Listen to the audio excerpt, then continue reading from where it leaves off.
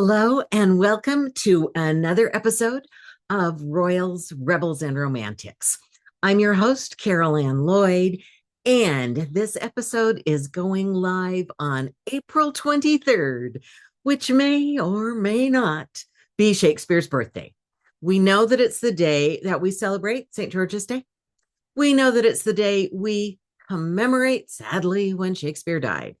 It may also be Shakespeare's birthday. So because it's April and it's Shakespeare month here at Royals, Rebels, and Romantics, I thought we would do sort of a birthday celebration and tribute to Shakespeare on what is possibly his special day. So here's why we're not really sure.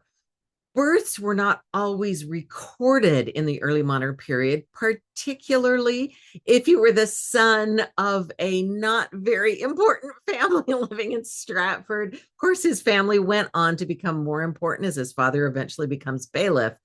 But at the time, what we have recorded is his baptism, which was April 26th. And since babies were usually baptized when they were about 3 days old, we can reasonably conclude he may have been born on April 23rd. And that's why many of us in the Shakespeare world celebrate his birthday that day. So I am leaning in to that day and celebrating and the fun of Shakespeare. Now, I know not everybody recognizes Shakespeare as fun. In fact, sometimes people think of him as really hard to understand and incredibly boring and totally removed from our experience today. As you know, when I used to work at Folger Shakespeare Library, we would sometimes go into classrooms, and there was one young woman who, with all honesty and from the depths of her heart, when she understood that the lesson was going to be about Shakespeare, sort of threw up her hands in despair and wailed, "What could this possibly have to do with me?" And I want to say, I realize some of you might feel the same way, but I'm going to ask you to stick with me today. There's some exciting things happening on the podcast. There's going to be more Shakespeare. I'm doing more Shakespeare programs, taking Shakespeare and the leadership lessons of Shakespeare into the business world. And part of that is recognizing what Shakespeare is and isn't. And actually, he is not a stuffy, old-fashioned, super elitist, serious guy who wrote these boring plays that have nothing to do with us. I understand. Yeah, he's a dead white guy. He lived a long time ago. He lived in another country. His experience was not our experience. Or was it? Are there some similarities? So here's what we know about Shakespeare, and there are big gaps in his history, but here's what we know. We know that he grew up the son, whenever his birthday was, he grew up the son of a man who was a leather worker. Now, that was not a terrible profession in those days, although you don't necessarily become wealthy from it. He was a leather worker. John Shakespeare was known for making gloves and other leather goods, and they were most likely, in fact, almost certainly, sold out of his home in Stratford-upon-Avon. So we know where the family lived. That means that the leather products, the leather itself was cured there, was treated there, was softened there to get it ready to make these products like gloves and other things. And the way that leather was treated in Shakespeare's time, yeah, it was soaked in urine and excrement. So this is a family who lived in a house that smelled like that. And actually, most people in a small town would live in houses that smelled like farms or manure or urine or any of those really earthy smells because they were living off the land and there were animals everywhere. And that's what life was like. This is not a serious hoity-toity family. This is just a family who was trying to make their way in the world. And that's how Shakespeare grew up.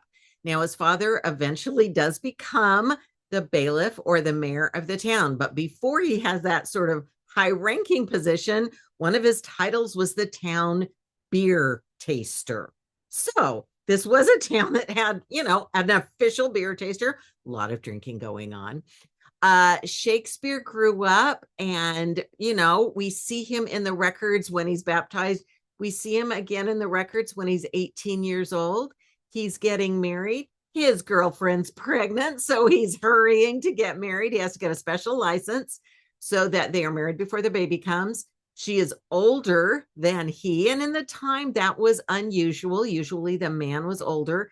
18 was very young if you are not a royal or a top member of the nobility. Most men and women did not get married at 18. In fact, Shakespeare had to have his father's permission to get married because he was so young. So his life is not just following a really noble-ish path, but he most likely, before he got married, went to the grammar school in town, the Edward VI Grammar School, and received a really strong education in the classics, in Latin, in some of the plays he would turn to later. Now, there aren't records of him attending that grammar school because there aren't any records of the grammar school during those years. So it's not like he's missing from the records. There just are no records. But if you are the son of a man who is the mayor, believe me, you would have gone to school. And so we can be pretty certain he went to school. Now, how from that background, that very ordinary-ish background, right up to getting the girlfriend pregnant, having to get married. Then, of course, he moved her and the soon-to-be baby into his family house. That's what usually happened. They still managed to get some privacy because twins were born a little while later. And then there's the dark period where we really don't know where Shakespeare was. We don't know where most people are in that time. Remember, there aren't a lot of records kept of the comings and goings of ordinary people. But by the 1590s, specifically by 1592, we can place Shakespeare in London in the theater scene. Now, these days, if you go to the theater, you might treat yourself to a seat close to the front in the orchestra and pay a lot of money and get dressed up, maybe. That's not the way it was in Shakespeare's time at all. The theater where Shakespeare worked and wrote his plays was on the bad side of town, where the brothels were and where all the drunkards were hanging out, where people went for entertainment to watch animals fight. It was just a terrible part of town. And then there's the theater. And that was the environment. Plays were very base and basic entertainment at the time. They were not thought to be fancy in any way. In fact, if you were an actor or a player in Shakespeare's time, and we know he was an actor and acted in his own plays and in other people's plays, if you were an actor and in an acting company, you had to have a sponsor. A member of the nobility had to sponsor you. If not, if you were just an actor trying to make it on your own and maybe do some street performing or maybe, join a company, but you're just on your own, you could be arrested for vagrancy, because in strict opposition to today, where actors are practically worshipped, acting was a very, very low industry, and it was a very low kind of job to have. In fact, Shakespeare's family would have thought that their son William, the son of someone who had been Lord Bailiff and who was a glove maker, it was a big step down now that he was an actor and in the theater world. He was, however, in the right place at the right time for theater, which really took off during this period of time, and was able to make money and become a shareholder or part owner in the theater. So Shakespeare himself did not live a particularly fancy life. And in fact, he was ridiculed when his plays first started becoming popular by a fellow playwright, Robert Greene, ridiculed Shakespeare for the fact he did not have a university education. He was not part of the upper class crowd. And Greene and some others thought Shakespeare had no right to be writing plays. He was a base person. He was not like them. He was not a university man. And so he was not at all high society. And in fact, would really get a chuckle out of the way that he is sort of honored now as this great, serious, we have to dress up to watch your plays playwright. So what is it that makes Shakespeare, who was writing in the 1590s and the early 1600s, still so popular today? We're going to look at a few of the things, but I mainly want to lead into the fun things. So I want to talk a little bit about some of the stories he wrote. And we know that for the most part, he did not come up with original stories. He took some of the history, some of the recent history, the Wars of the Roses, as we call them now, became the Henry VI plays. He looked back to the famous stories of Henry V and wrote about that.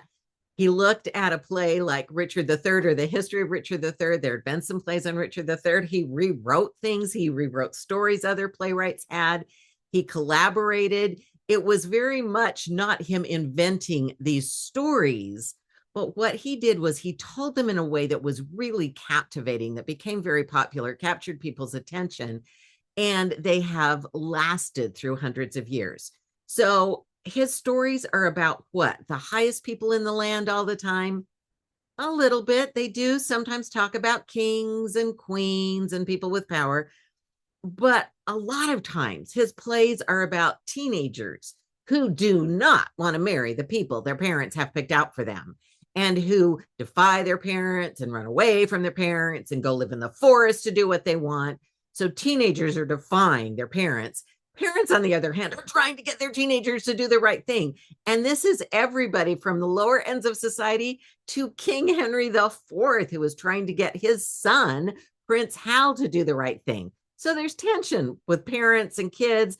There's also people who run away, some of those young women who run away to the forest or end up in different lands have to dress as men. Well, in Shakespeare's time, since the female parts, the women's parts are played by young men or boys, you have a boy dressing as a girl, like the character of Rosalind, who then dresses as a young man, Ganymede. So you have these layers of cross-dressing. You have layers of gender fluidity. These plays were incredibly scandalous, and that's why the Puritans were constantly trying to shut down the theater. These are plays that are about very ordinary things with very base and sometimes quite obscene jokes woven in. We don't get them all today, but at their time, the cross-dressing and some of these jokes really were just beyond the pale. There are also plays about wars and who's going to come out on top, gaining power, losing power, fighting for power. A lot of questions about that, and a lot of shipwrecks. Some of the shipwrecks actually display Shakespeare's total lack of knowledge of European geography, because he has port cities in cities that when you actually visit the city, there's no water. It's completely in the middle of land. So Shakespeare didn't worry about the real history too much. He didn't worry too much about the geography. He just wanted to tell some stories. And he knew if he could tell really compelling stories with fabulous characters, he could get people to come to the theater. And that was his bottom line. He was not writing so we would take him seriously. He was writing to make money. And it's really no more serious than that for him. If you went to a play in Shakespeare's time, you went in the afternoon. So you'd have to either skip school or skip work. So there's a bit of vagrancy now, another reason the Puritans weren't too happy. But you might take with you, if you were one of the groundlings or one of the regular people who's paying a penny to go to the theater, you're going to have to stand the whole time. When we go to movies today, sometimes we're in those cool reclining seats. You are standing the whole time. But it could be pretty fun because people are selling food and a whole lot of beer throughout the performance. And you might have brought in some rotten food with you. Why bring rotten food? Because if you don't particularly care for the play, or maybe one of the actors, you might be throwing food or some dirt or whatever you can find onto the stage. And you better be careful of that, because the actor might turn around and throw it right back at you. It was interactive. It was not serious. It was not shh, shh, shh, like we have sometimes in the theater today. It was very much an event, and a lot of people got involved. And this is in the Globe. There were maybe 3,000 people packed into the Globe. If you go to the Globe in London now, fire codes are in place. There's nowhere near 3,000 people, although they do still have groundlings who pay not very much money to stand through performances. But there will not be 3,000 people, and throwing food is no longer allowed. But in Shakespeare's time, he's not writing the kind of serious plays that you just sat through. You were throwing things, you were yelling things, people were yelling maybe back at you. It was very interactive, and you never quite knew what would happen. Special effects were just anything they could pull off. There's no microphones. There's no electricity, of course. They can't do a lot of things. It's in the middle of the day. They can't put on plays at night. It's dark at night. You wouldn't see them. So they're just out in the open. A special effect might be something like they get a piece of metal and they roll a cannonball or some bullets or a ball of some sort of lead up and down to make some sounds that might be thunder. And speaking of cannons, one time in a production of Henry VIII, the company decided they wanted to really, with grandeur, announce the entrance of the king. Now, at court, where the king or the queen comes into a room, there are all kinds of trumpeters. There's a whole line of musicians, a bunch of people in elaborate costumes. They can't do anything like that in a Shakespeare play with a limited company.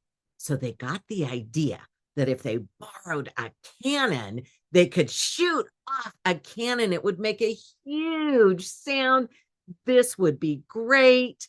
They didn't do it quite right on a thatched roof. They had to do it up high out of the way. The roof caught fire and the Globe Theater burned to the ground. This is the kind of thing that was happening in Shakespeare's time. So these plays are written, they have to be popular. They have to be entertaining. They have to keep people's attention, and nobody's really reading them. People are going to watch and to hear them. So it's not like maybe in school, if you were ever assigned, okay, read this play and we're going to have a test on it. No, no, no. You would skip school on an afternoon and sneak to the theater, or skip work on an afternoon and sneak to the theater. And by the way, you'd be going to the bad part of town. You'd maybe hire a water taxi to cross the Thames from your very respectable part of town. If you live there, maybe if you live on the bad part of town, you'll just walk right on over and get a ticket and go to one of these plays. And you would put your coin in a box to get admittance to, if you're a groundling, or if you were willing to pay a little more money, if you're a wealthier person, you might be able to hire a seat to sit in. But we're still not talking the elaborate, comfortable seats we have in the movie theaters these days. It would just be a wooden bench, and you'd be glad to be there. So you'd put your money in the little box, which they would then take to the office. And that's where we get the idea of box office. Just a little bit of trivia if you're ever on Jeopardy. All right. So Shakespeare is trying to tell a good story. And in England and Europe during this time, there's a lot of exploration going on. There are new kinds of food and spices coming from different parts of the world. And sometimes the right word, Shakespeare couldn't quite find the right word. Maybe it's something new, or maybe it's something he's doing in a new way. So Shakespeare often created or popularized words that have now become part of our vocabulary. So there are estimates on how many words Shakespeare actually created. Some words show up in Shakespeare's play that perhaps were in some really obscure plays from 100 years before, but Shakespeare brings them into language use that is more common. He really makes them popular in the English language. So we use these words all the time. These are not fancy words. I just want to share with you a few of the words that Shakespeare maybe invented, maybe just made popular, but we see used in Shakespeare before they're used widely anywhere else. Really fancy words like alligator, eyeball, obscene, skim milk, worthless, manager, downstairs, elbow, undress, torture, luggage, laughable, grovel, and many, many more. So words like puking, bump, fashionable, drugged, cold-blooded, equivocal, eyeball, all of these come to us thanks to Shakespeare. So just ask yourself, have you said any of those words lately? Then you are speaking Shakespeare. Now, Hurly-Burly, and I started by saying we're going to wish a Hurly-Burly happy birthday to Shakespeare. He didn't actually invent that word, although the word Hurly-Burly does become famous through Shakespeare. It had been used for about 80 years by the time Shakespeare came along. So sometimes he takes an existing word, puts it in a play in an unusual place. In this case, it's in the Scottish play, and it means uproar or commotion. And when you think of it that way, it does sort of sound like the Scottish play. Or I guess I could actually say Macbeth because I'm not in a theater. Did you know it is bad luck to say Macbeth, either meaning the play or the character, if you're in the theater? If you want to refer to the play, you should call it the Scottish play, because that is the only play based in Scotland. If you want to refer to the character, you can call him the Thane, and this will keep you safe. Why? We don't know exactly when it became believed, when the rumor, the tradition started that it's bad luck to say that word, Macbeth, in a theater. Some people think that it's because in Shakespeare's time, the play is about witches. People believed in witches. The play invokes a lot of witches. Witches are called to the stage. There's a lot of witchcraft going on. And it's written during the time of James VI of Scotland, has now become James I of England. He is a big believer in witches. He believes that when he sailed to Denmark to get his wife, Anne of Denmark, to become his wife and queen, they had a number of storms. He believes witches caused those storms. King James VI of Scotland and first of England actually wrote a book about how to identify, chase, investigate, capture, and execute witches. And so he was really into this. And so the idea is, if you're writing a play about witches, it's kind of going to be bad luck right from the start, although it's also incredibly popular in Shakespeare's time and in our own.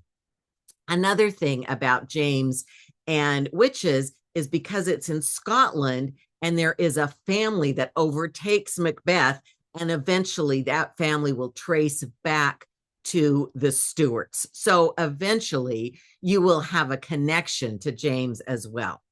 But you may remember in the play where the witches are in their cauldron and they're talking and they're chanting about a fenny snake and eye of newt and toe of frog and chucking those things in. Those were thought at the time to be real spells. And so by speaking real spells, the actors on stage were potentially awakening the witches. There's also a legend that the very first time the play was performed, right before it was about to start, so tickets were sold and the theater's full, and the person playing Macbeth, and of course this was a man playing Lady Macbeth, dropped dead right before the performance. And they decided, okay, that's really too bad. We're going to just shove him to the side and we have to go on. So Shakespeare played the part of Lady Macbeth. Now, it would not at all be surprising to a crowd of theater goers at the time to have a man playing a woman's part. That is always what happened.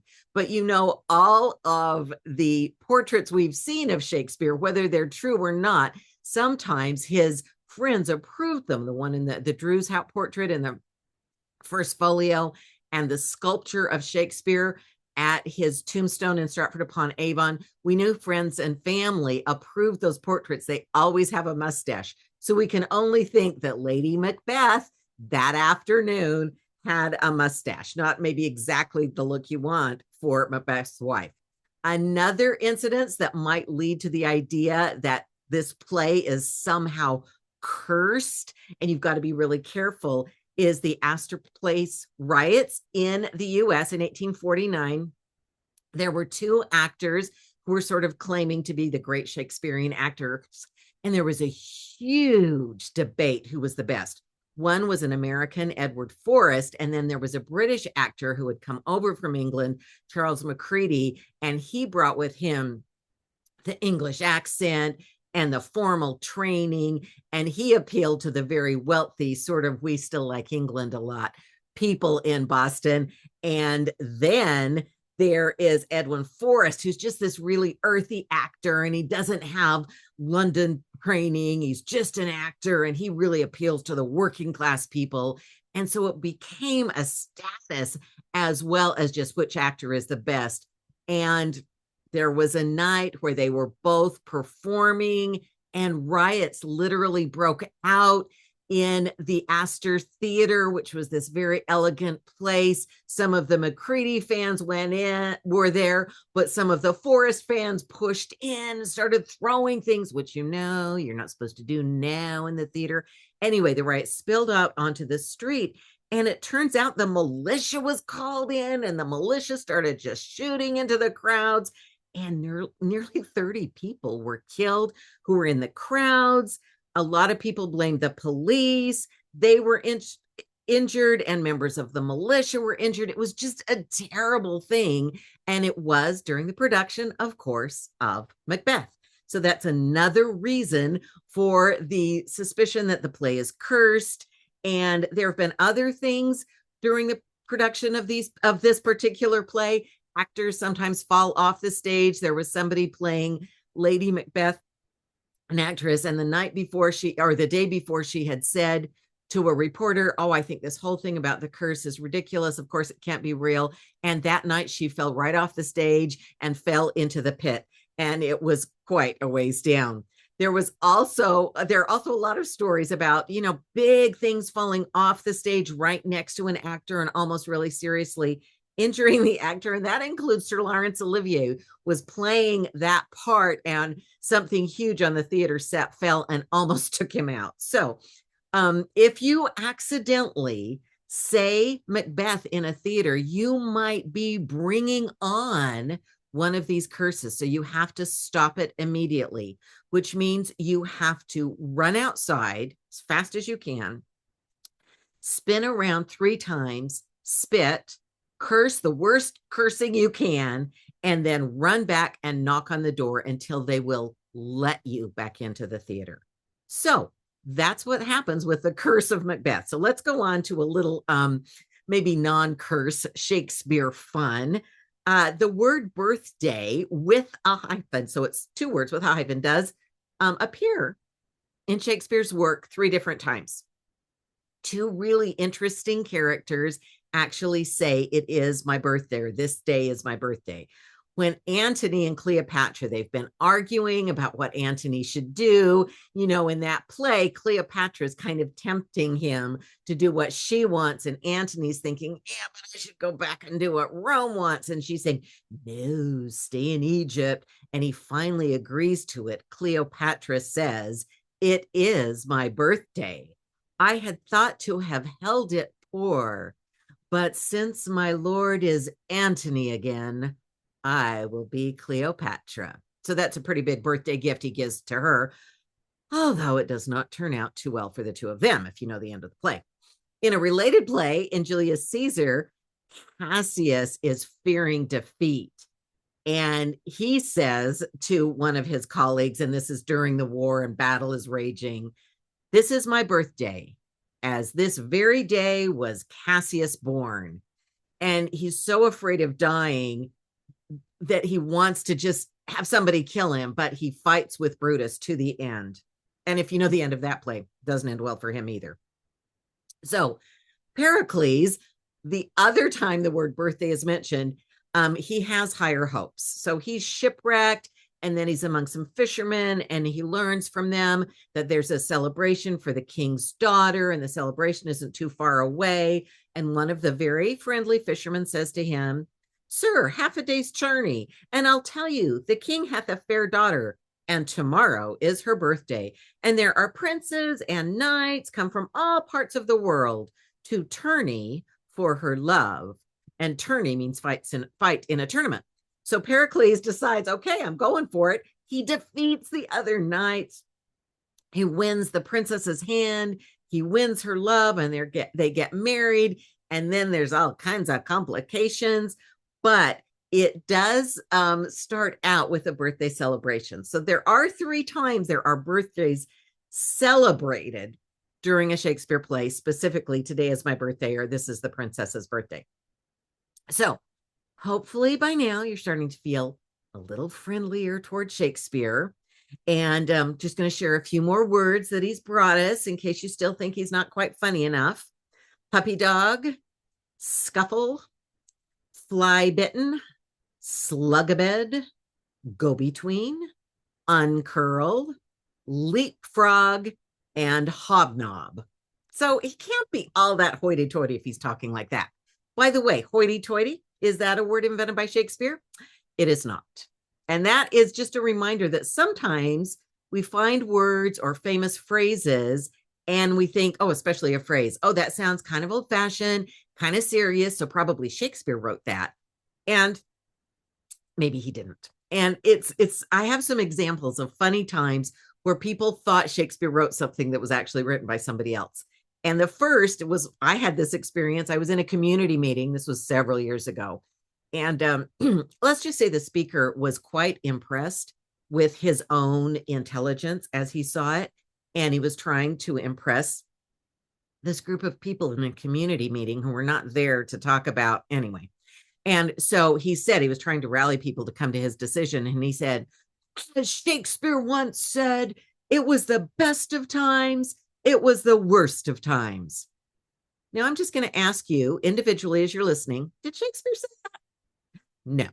As you might know, it's the beginning of A Tale of Two Cities, a novel, wonderful novel written by Charles Dickens, a wonderful writer, and it was written about 250 years after Shakespeare lived. So there are all kinds of famous phrases, and Folger Shakespeare Library, one of my favorite places in the world, has a great collection of quotations often attributed to Shakespeare and that aren't really Shakespeare. They are, as the Folger calls them, fake-spear.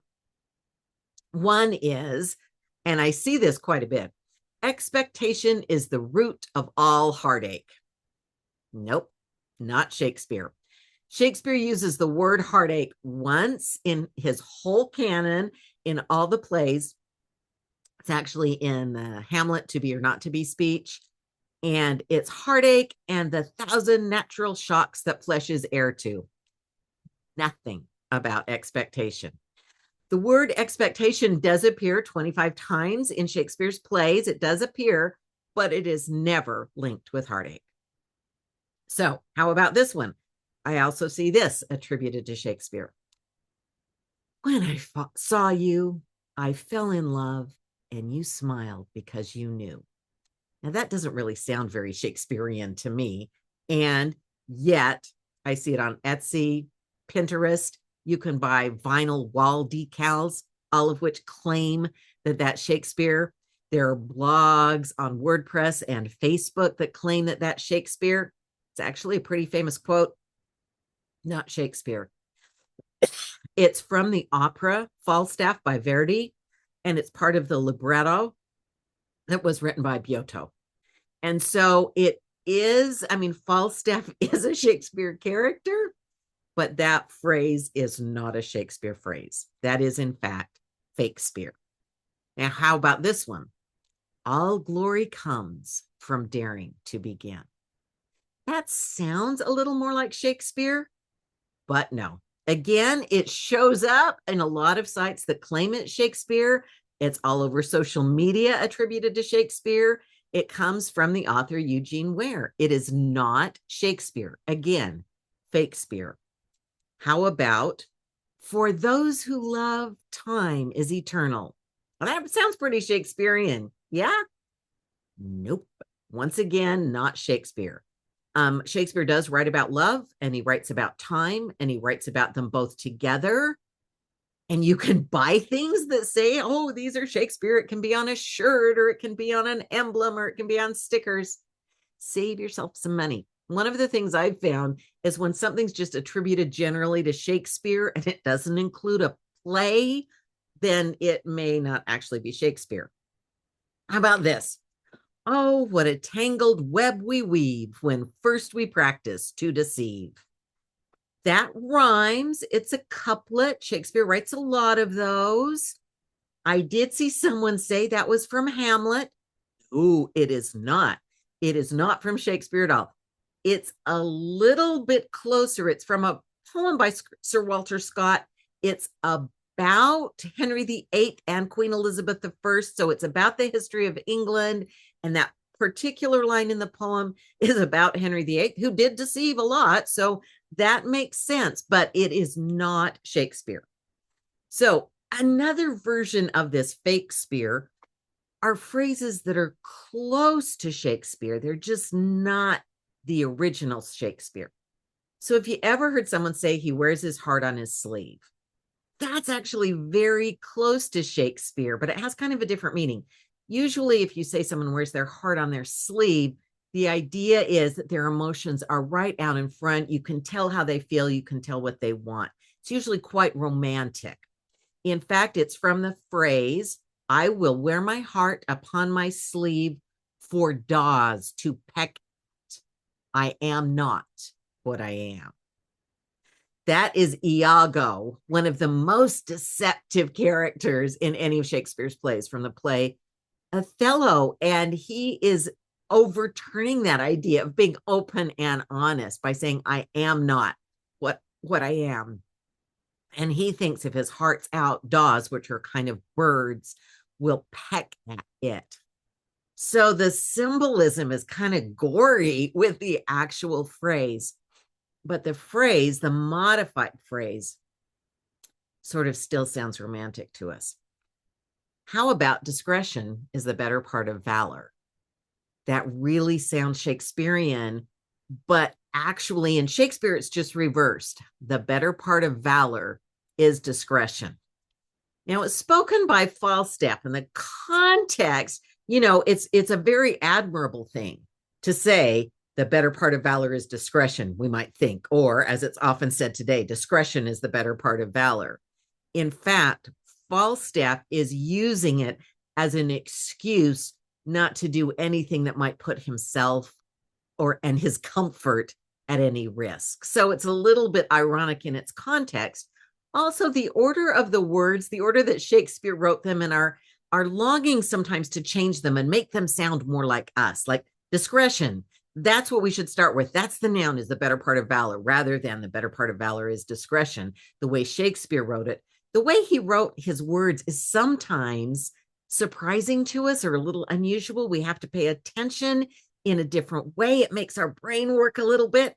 And guess what? Studies have shown that our brains having to grapple with that language and the words being in different places makes our brains grow. So reading Shakespeare in that way and resisting the urge to rewrite it or modernize it can make us smarter. How about the phrase, lead on, Macduff? I do hear that, and it is associated with Macduff, and that must come from Macbeth, which I can say because I'm not in a theater. But actually, and it sort of sounds like, yeah, lead on and I'll follow you. I'm right behind you. Go ahead. You go first and I'm right behind you. In fact, the actual Shakespeare phrase is, lay on, Macduff. It's not about leading. It's a challenge to a one-on-one duel. So it's not at all about a companionable, you go first, I'm right behind you. It's sort of an on guard kind of thing. It's a challenge to a duel. Now, about a week and a half ago, I was reading an article by someone I really like, and I saw that she was quoting Shakespeare. I got kind of excited. And she said, the phrase was, as Shakespeare said, be wealthy in your friends. That didn't sound quite right to me. Maybe Shakespeare does write about friends. He certainly writes about wealth, but that didn't sound quite right. So I did some digging and I couldn't find that phrase. So I looked for the words.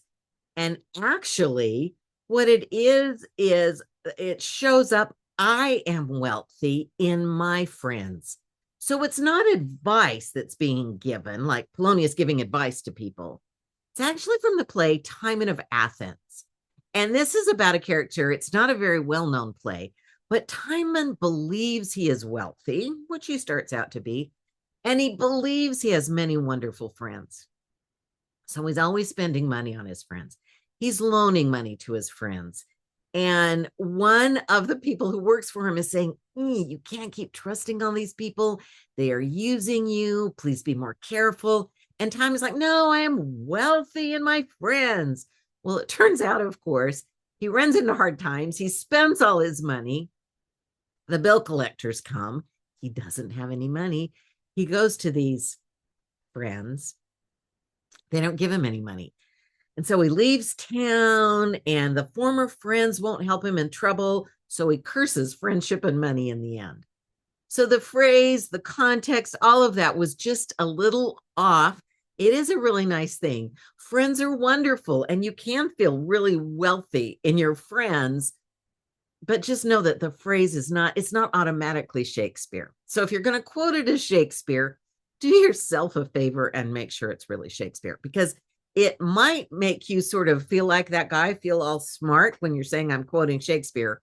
But if you're actually quoting somebody else claiming it's Shakespeare, it doesn't make you look too smart after all. Now, coming to an end, and I don't mean these to insult you, but some of Shakespeare's funnest and funniest lines are insults. So I thought I would share just a few Shakespearean insults. We love to teach these at Folger when we do student workshops, because the high schoolers can actually use these in the hall and not be suspended for them, but they do have quite a bite. So there is more, thou hast no more brain than I have in my elbow. I do desire that we be better strangers. There's no more faith in thee than in a stewed prune. I am sick when I do look on thee. More of your conversation would infect my brain.